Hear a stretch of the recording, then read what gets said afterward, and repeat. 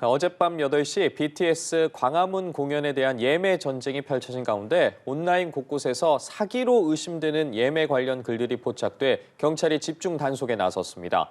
BTS 열풍을 파고든 사기꾼들의 정체는 무엇이었을까요? 네, 한편 3층 건물의 옥상에서 에어컨 실외기를 던진 남성이 경찰에 붙잡혀 황당한 진술을 하기도 했는데요. 주요 사건 사고 소식 손수호 변호사와 함께 짚어보겠습니다. 어서 오세요. 네, 안녕하세요. 예, 안녕하십니까.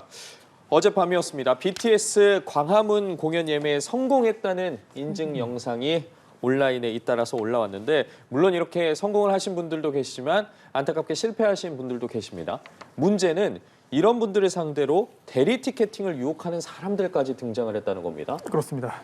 저는 좀 전에 진행자께서 매표에 성공했다는 이야기인 줄 알고 네, 살짝 좀 부러웠습니다. 네.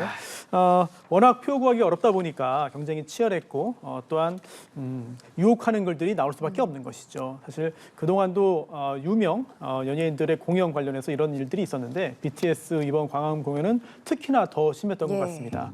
예매창이 열리자마자 기다렸던 사람들이 다 몰려들었고요. 그중에서는 직접 가서 보고 싶은 그런 마음으로 기다린 팬들도 팬들이 거의 대부분이겠습니다만 영업적인 목적으로 어떤 부당한 이득을 취하기 위해서 기다렸던 업자들도 꽤 많았던 것 같아요. 그래서 여러 공연 기획사라든지 또는 이제 연예 기획사들이 이런 것들을 막기 위한 조치들을 계속해서 도입을 했습니다만 아직까지 완벽하진 않은 것 같습니다. 그래서 이번에도 여러 가지 문제가 나왔는데 경찰이 직접 나섰습니다. 예. 대리 티켓팅이라고 하죠. 내가 표를 대신 구해주겠다. 당신이 못 구했다면 또는 당신이 구하기 힘들다면 내가 대신하겠다. 대신 수수료를 달라라고 하는 글이 굉장히 많이 올라왔는데 이것들이 전부 다 진짜인지 또는 거짓인지 좋은 의도로 하는 건지 또는 그렇지 않은 건지를 다 개별적으로 완벽하게 알 수는 없죠. 하지만 경찰이 이 중에서 이러한 대리 티켓팅 글 중에서 사기로 의심되는 것들을 포착을 하고 삭제하고 차단했습니다. 예. 실제로 사기인지를 저희가 확인할 수는 없죠. 왜냐하면 사기 범죄가 이루어진 건 아니니까. 하지만 경찰이 최고 전문가인데 경찰이 볼 때 뭔가 이상하다. 이건 사기처럼 보인다라고 해서 막은 것이기 때문에 실제로 사기였을 가능성이 대단히 높은 상황이고요. 120만 원에 구해주겠다라는 글도 올라왔고 또 수백만 원을 요청하는 그런 글들이 올라왔다고 하니 만약 실제 사기였다면 큰 피해가 속출할 뻔했습니다. 궁금한 게 그냥 이렇게 대리 티켓 구매 게시글을 올리는 것 자체가 사기죄가 될 수 있는 건가요? 그렇진 않죠.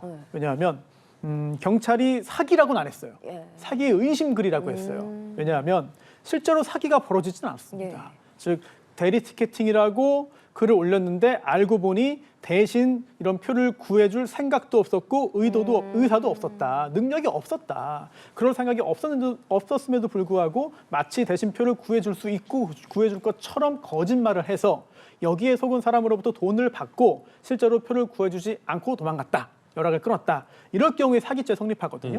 그래서 이런 사기가 성립해서 신고가 접수되는 경우도 당연히 있을 것으로 짐작됩니다만 이번에 경찰이 의심글을 삭제하고 차단한 것은 그 사기의 정황이 좀 보인다는 거였죠. 그래서 이런 글을 올린 것 자체가 사기 기수라고 볼 수는 없습니다만 사기를 시도하는 글이라고 볼 만한 정황이 뚜렷하다. 경찰은 이렇게 본 것으로 파악됩니다. 그 시도 자체가 문제가 될 수 있는 게 단순히 수수료만이 문제가 아닙니다. 대리 구매를 하려면 개인정보를 넘겨줘야 되게 되는데 만약에 그들이 원하는 게 이 개인정보라고 했을 때 더 큰 문제까지 발생할 수 있는데 실제 금전적인 피해가 발생하지 않았다고 하더라도 이미 개인정보를 넘긴 후라고 한다면 개인정보 수집 목적일 가능성을 염두에 두고 처벌도 가능한 겁니까? 이 부분 굉장히 중요한데요. 실제로 현장에서 이와 유사한 범행이 계속 이루어지고 있어요. 지금도 많이 이루어지고 있고 특히나 피해자가 젊은 층, 청소년들이 많거든요.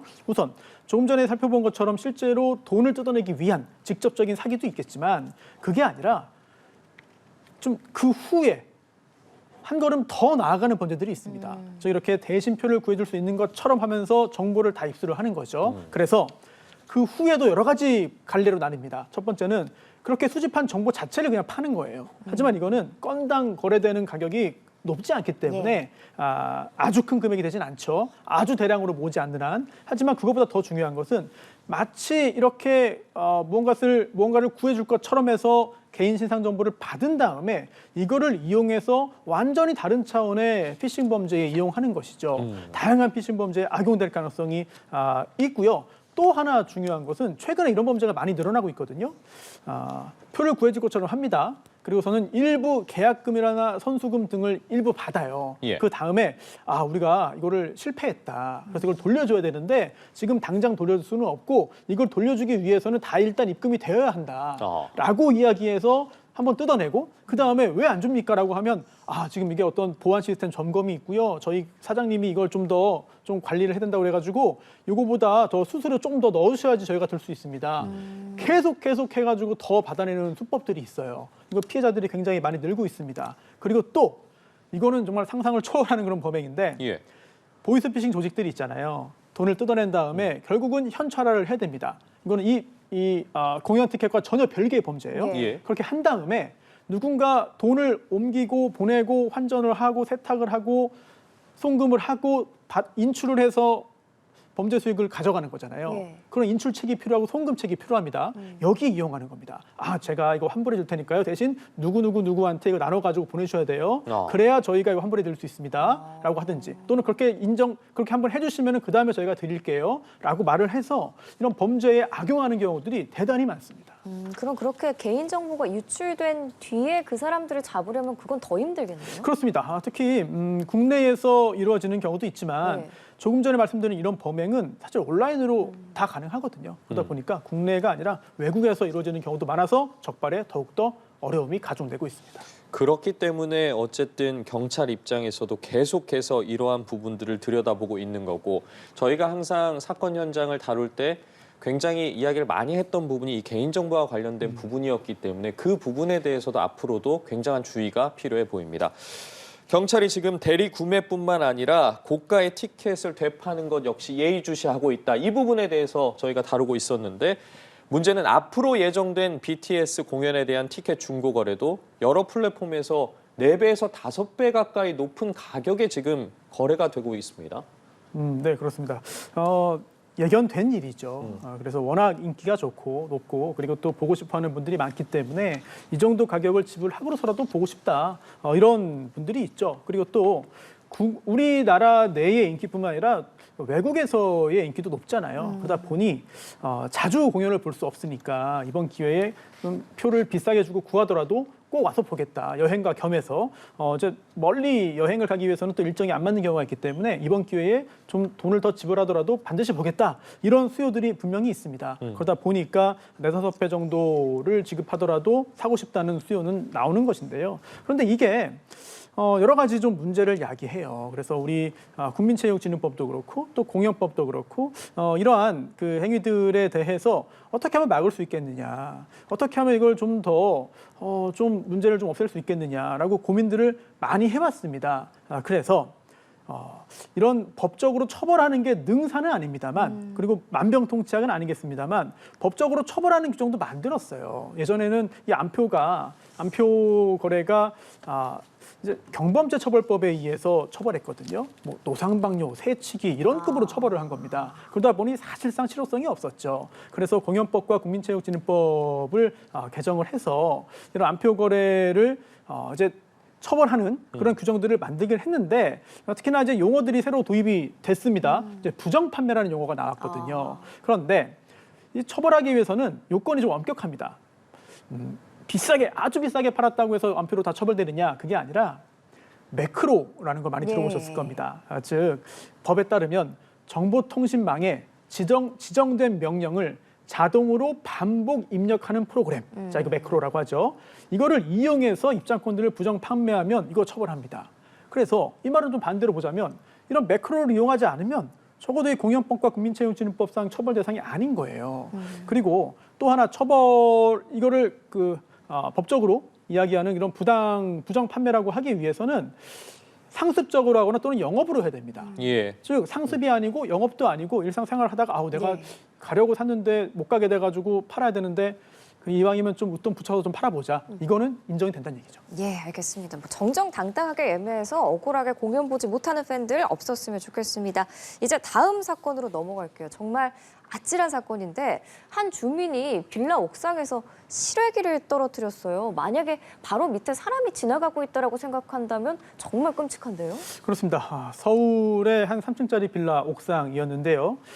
행인에게 실외기, 에어컨 네. 실외기를 집어 던졌습니다. 예. 30대 중반 남성이 현행범으로 체포가 되는데 지금 화면에도 나오고 있죠. 예. 네, 지금 길 한가운데 떨어져 있는 에어컨 실외기가 있고요. 그리고 행인이 아주 많지는 않았습니다만 당시에 길을 지나가고 있던 아이들이 있었어요. 예, 아이들 바로 뒤로 떨어졌어요. 그렇습니다. 대단히 위험한 상황이었고요. 조금만 정말 그런 상상하기도 싫습니다만 정말 끔찍한 일이 생길 뻔한 그런 일이고요.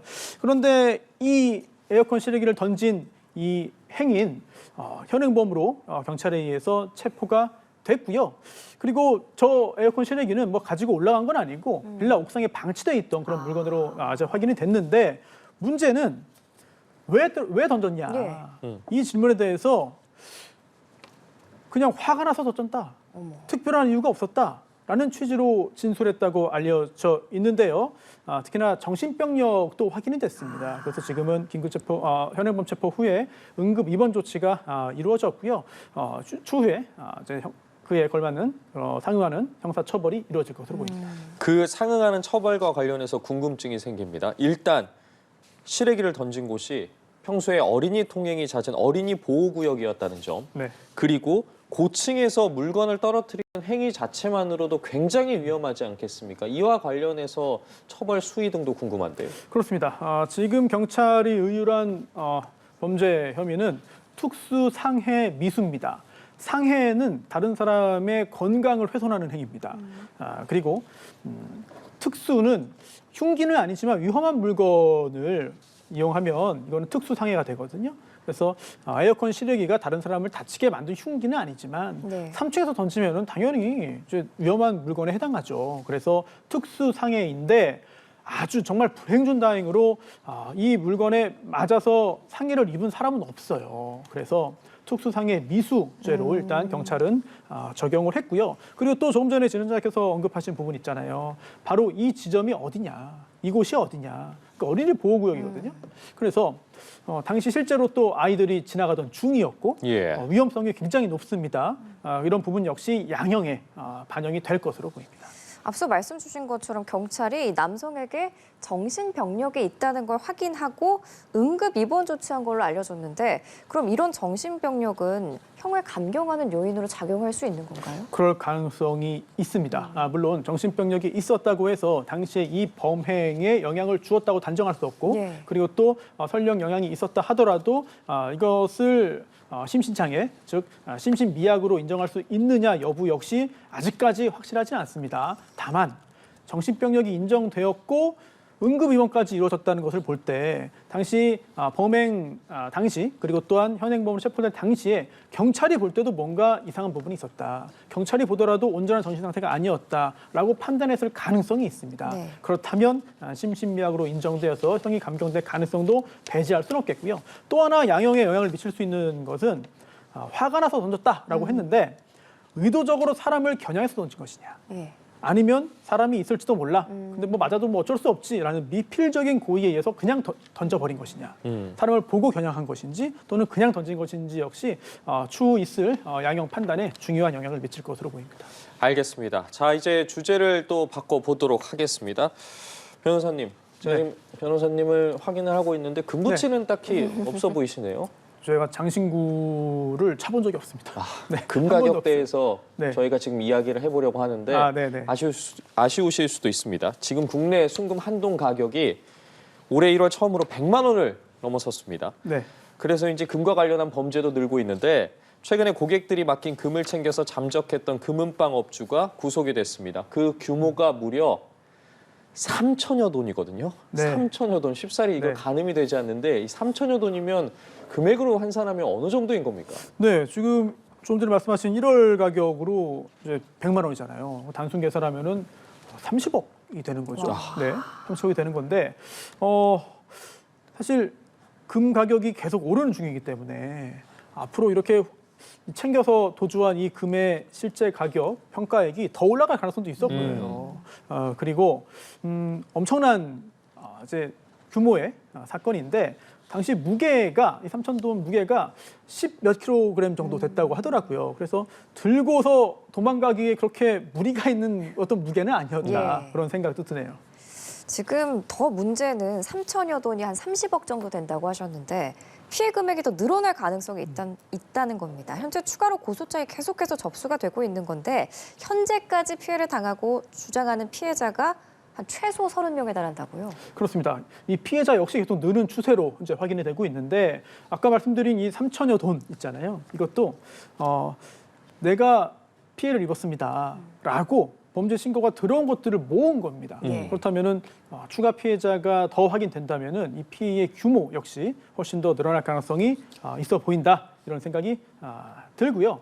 이 사건은 사실 여러 가지 의문점을 주었던 사건입니다. 즉 그동안 이 금은방의 어떤 사건들은 외부에서 침입을 해서 훔쳐가거나 예. 네, 또는 거래를 할 것처럼 들어가서 흥정을 하다가 잠시 주의를 흐트러뜨린 다음에 또는 다른 사람이 들어와서 몰래 가져가는 경우라든지 또는 내가 이거 구입할 건데 잠깐 어디든지 가지고 오겠다, 뭐 확인 좀 하겠다라고 해서 들고 달아나는 이런 여러 가지 형태들의 범행이 있었죠. 네, 또는 뭐 대부분 뭐 그런 일은 거의 없습니다만 극히 일부의 금은방 업자들이 일종의 계주도 겸하면서 그런 계주의 횡령 사건들도 간혹가다 있었습니다만 지금 이 사건은 좀 특이해요. 왜냐? 이거를 보관을 하고 있다가 가지고 간 겁니다. 즉 고객들이 맡겨놓은 거라는 거죠. 왜 맡겼냐? 제가 지금 이 목걸이 형태로 있는데 이걸 반주로 만들어 주십시오. 또는 제가 목걸이 이거 3개가 있는데 이거 묶어서 합해서 하나로 좀 만들어 주세요. 또는 모양이 너무 이게 유행에 지났으니까 새로운 걸로 만들어 주세요. 또는 이거 너무 적으니까요. 제가 새로 산 금 합해가지고 좀 크게 좀 만들어 주세요. 이런 의뢰를 받았다는 거죠. 그리고 또 현금도 있는데 금을 사야 되는데 이거 좀 갖고 있다가 좀 사주시오라고 한다든지 또는 이거 팔아야 되는데 갖고 있다가 팔아주시오라고 한다든지 이런 것들 계속 보관하고 있었거든요. 이런 것들을 훔쳐 달아났기 때문에 다른 사람도 아닌 주인이 이걸 가지고 도망갔다. 이런 측면에서 다른 범죄와는 약간 다른 유형이라고 볼 수 있겠습니다. 그렇기 때문에 어떤 혐의가 적용될지도 궁금한데 정리해 본 것처럼 고객이 맡긴 금은 물론이고요. 지금 가공해달라고 맡긴 현금까지 만약에 가지고 달아났다면 이건 사기죄가 적용이 되는 건지 아니면 업무상 횡령죄가 적용되는 건지도 궁금하고 형량은 어느 정도로 예상해 볼 수 있겠습니까? 지금 굉장히 중요한 부분 말씀하셨는데요. 두 가지 다 해당될 수도 있습니다. 왜냐하면 이론적으로 볼 때 사기죄는 처음부터 그 일을 할 생각 없이 그걸 받아 챙겼으면 성립하는 거거든요. 속여서. 즉 이걸 재가공해가지고 돌려주고 뭐 수수료를 받거나 뭐 차익을 받거나 이렇게 하는 것이 아니라 애초에 그냥 받은 금을 챙겨서 도망가려고 했다. 그랬다면 이건 사기죄가 됩니다. 그런데 그게 아니라 제대로 일을 하려고 다 받아놨는데 마음이 바뀐 거죠. 이렇게 돈이 많네, 금이 많네. 이거 금값도 올랐으니까 그냥 내가 이거 가지고 도망가면 내가 괜찮겠다. 또는 내가 감옥에 갈지 모르지만 일단 이 금을 가지고 가서 누군가에게 팔아서 현금화하고 어딘가에 숨겨놓자. 또는 뭐 가상화폐를 사놓자. 또는 내가 이걸 누군가에게 맡겨놓은 다음에 땅속에 묻어놓든 어디에 숨겨놓겠다. 그냥 감옥에 갔다 오겠다라고 생각을 했거나 이런 경우에는 사기가 아니라 이제 횡령 쪽으로 갈 수 있는 것이기 때문에 구체적으로 어떤 형태의 이야기들이 오갔는지 등을 확인해야 되는데 이 사건에서는 또 자수를 했다는 점이 또 굉장히 특이한 점이라고 할 수 있겠죠. 그러니까요. 자수를 했어요. 스스로 압박감을 느껴서 자진 출석을 했는데 그런데도 증거인멸, 도주 염려가 있어서 구속이 됐네요. 그렇습니다. 구속을 피할 수는 없은 겁니다. 왜냐하면 자수는 했지만 금을 가지고 온 건 아니에요. 네. 지금 그 금 어디 있느냐 확인이 안 되고 있습니다. 물론 앞으로 수사 과정에서 털어놓을 수도 있고 또 어딘가에 숨겨놓은 것들을 아직 알려줄 가능성도 배제할 수는 없지만 아직까지 파악이 안 됐거든요. 이런 상황에서는 어딘가에 숨겨놨다면 이거 도망갈 수 있잖아요. 네, 그래서 당연히 구속으로 이어진 것으로 보이고요. 또 하나 지금 피해자들이 분통을 터뜨리는 게 바로 그 부분입니다. 자수의 의도가 불순해 보인다. 이거죠. 즉 이걸 미리 다 빼돌린 다음에 다 처분을 해놨고 조치를 다 취해놓은 상태에서 형량을 조금이라도 줄이기 위해서 어차피 교도소에 갈 각오를 하고 한 범행이고 형량을 조금 더 줄이기 위해서 자수한 거 아니냐. 어. 이런 짐작들을 할 수밖에 없습니다. 만약 정말 진지하게 반성을 하고 후회를 하고 피해자들에게 미안한 마음으로 자수를 했다면 이 금을 가지고 왔어야 돼요. 아, 돌려줬어요. 그렇습니다. 그런데 그런 행동은 없잖아요. 그렇다면 이런 부분들은 의심을 할 수밖에 없고 공범이 있을 가능성도 있습니다. 또는 작물의 처분 관련해서 누군가의 도움을 받았을 가능성도 있거든요. 이런 것들 경찰이 철저하게 수사를 해야 될 것으로 보이고요. 그리고 만약 유죄 판결을 받을 것으로 보이는데 뭐 구체적인 내용들을 다 살펴봐야 되죠. 뭐 전과 여부도 봐야 되고 그런데 어쨌든 이렇게 정말 수십억 원을 돌려주지 않고 금의 행방을 끝까지 함구한다면 이거는 징역 수십 년형에도 형에도 처할 수 있는 굉장히 중한 범죄라고 볼 수 있습니다. 듣다 보니까 이 내용도 좀 궁금합니다. 만약에 이 금을 현금화해서 가지고 있다가 추후에라도 피해자들에게 변제를 한다고 했을 때 범행 당시에 금의 한돈 가격, 뭐 범행가로 변제를 하는 겁니까? 아니면 당시 이제 변제를 하는 당시의 금액으로 추산이 되는 겁니까? 이 부분도 궁금합니다. 우선 금을 횡령했잖아요. 네. 횡령이라면 금을 횡령한 겁니다. 그렇다면 그 금을 돌려줘야 됩니다.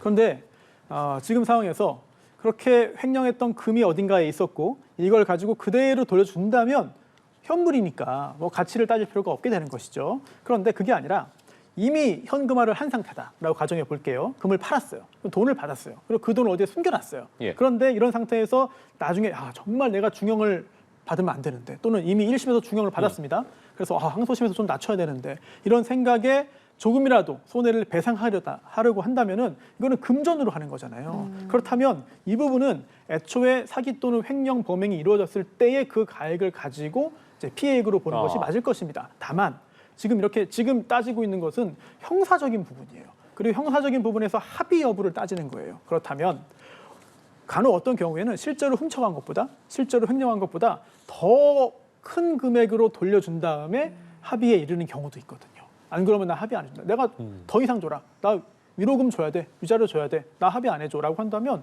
형사처벌을 면하기 위해서 또는 줄이기 위해서 더 많이 주는 경우도 있거든요. 하지만 지금 이 사건 도대체 금이 어디 있냐. 이 금 그대로 있는 것이냐 또는 현금화한 것이냐 어떤 형태로 있는 것이냐 또는 이거를 이야기해서 반성할 것이냐 아니면 정말 중형을 감수하더라도 가족이나 지인에게 이런 것들을 관리를 맡기고 나중에 출소할 때를 기다릴 것이냐 등등 영화에서나 볼 만한 그런 이야기들이 앞으로도 계속 보도될 것으로 보입니다. 알겠습니다. 이번엔 논란이 계속되고 있는 모텔 연쇄살인 사건으로 넘어가 보겠습니다.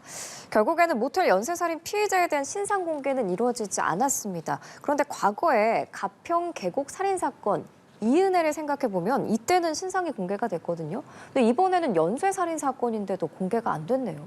그렇습니다. 여러 가지 요건들을 다 충족해야만 하잖아요. 예. 그런데 사실 기준이 조금 애매하긴 해요. 물론 우리 법이 그동안 기준이 없는 상태에서 새로운 기준을 만들기는 했죠. 그런데 그 기준도 다소 추상적인 부분이 있을 수밖에 없죠. 그러다 보니 어떤 경우에는 공개가 돼야 마땅하지 않나 싶은데 공개가 되지 않음으로써 사회적인 혼란을 야기하는 경우들이 있고 특히나 이 사건 역시 마찬가지인 것 같은데요. 사실 범행의 수법이 얼마나 잔혹하냐, 범행 수단이 얼마나 잔인하냐 이 부분이 굉장히 중요한데요.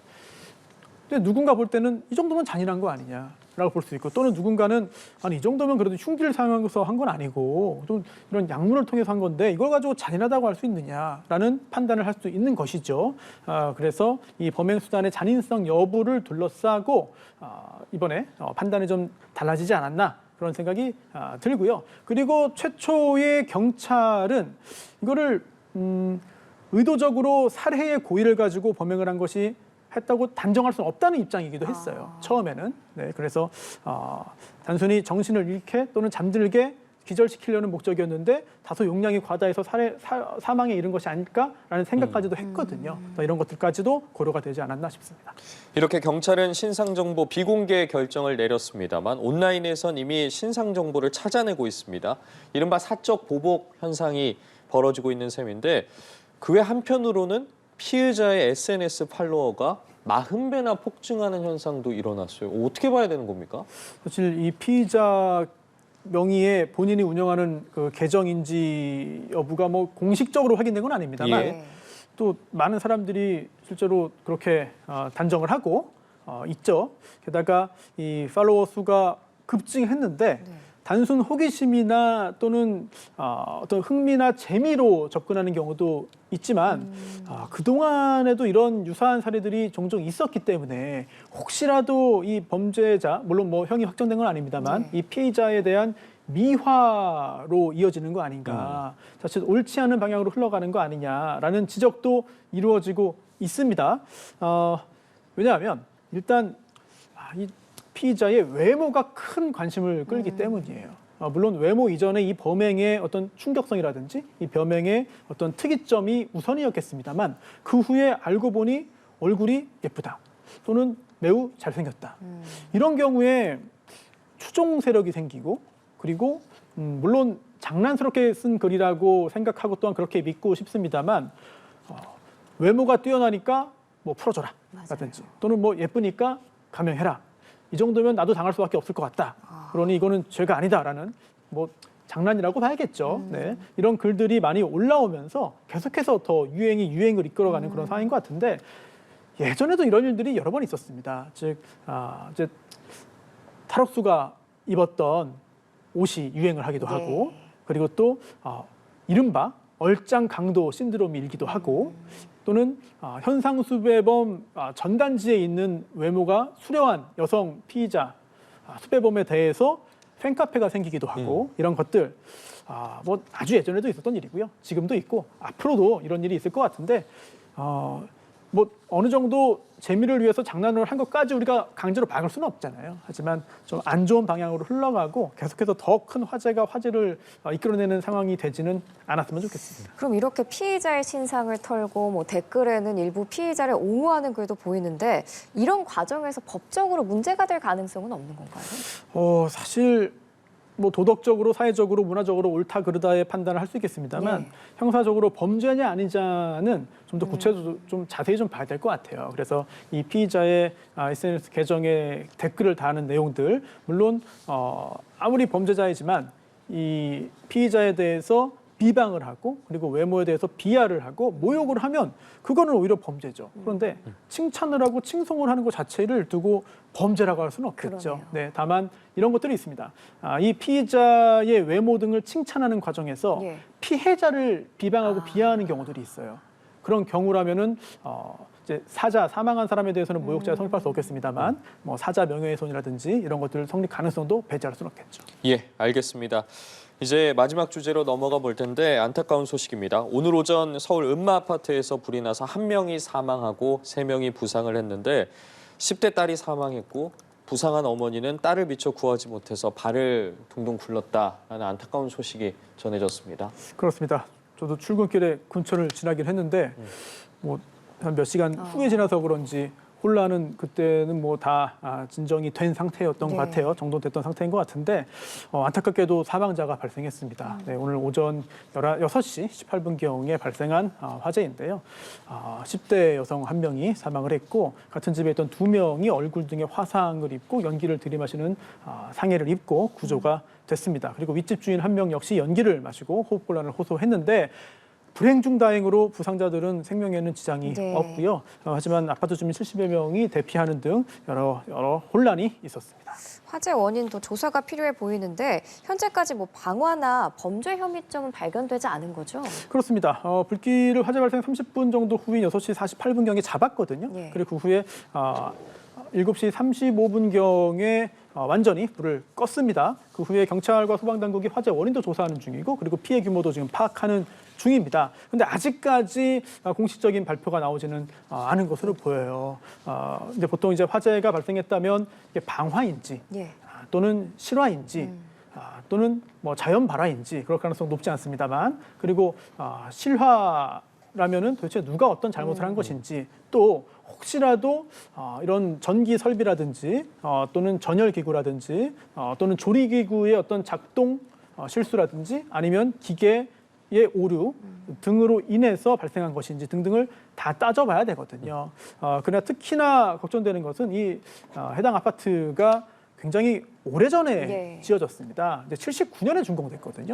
그러다 보니 최근에 짓는 건물들은 소방 설비가 굉장히 엄격하게 다 기준을 충족하고 있죠. 그런데 과거의 건물들을 계속해서 새로운 기준을 강제로 다 적용시킬 수는 없는 현실이기 때문에 지금 이 해당 아파트에도 스프링클러가 없는 것으로 알려져 있거든요. 이런 부분들 이 규정의 사각지대 그리고 또 안전 설비가 제대로 작동하지 않는 설치되어 있지 않은 부분들 소방당국도 굉장히 크게 고민을 해야 될 것 같습니다. 말씀하신 것처럼 여러 감식이나 조사를 통해서 그 원인을 알아내야겠지만 지금 언급해 주신 부분에 관련해서 조금 더 구체적으로 들어가 보자면 굉장히 오래된 건물이라던가 아파트에서 사고가 발생했을 경우에 그 원인을 찾는 부분 중에 하나가 지금의 법 규정에 맞지 않아서인 경우들도 저희가 적지 않게 발견할 수가 있는데 이러한 사건들 접할 때마다 어떻게 그러면 해결을 해 나가야 될까? 개선을 해 나가야 될까? 법적으로 무언가 제도적인 장치가 마련되어 있는지에 대한 부분에 대한 고민도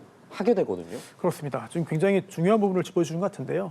항상 충돌하는 지점인 것 같아요. 우선 첫 번째는 인명 피해도 줄이고 또한 재산상의 피해도 줄이고 또한 사회적인 여러 가지 혼란도 줄이기 위해서 엄격하게 새로이 만들어진 최신 설비를 아주 엄격한 규정에 따라서 부착하도록 설치하도록 강제하는 방법이 있습니다. 그리고 두 번째 정반대로 건물을 지을 때는 요구되지 않았던 것을 지금 요구한다는 것은 이거 적합하지 않다. 그렇다면은 준공 당시의 기준만 충족하면 그 후에는 어떠한 것도 새로이 요구하지 말자. 요구할 수 없다라는 주장도 있죠.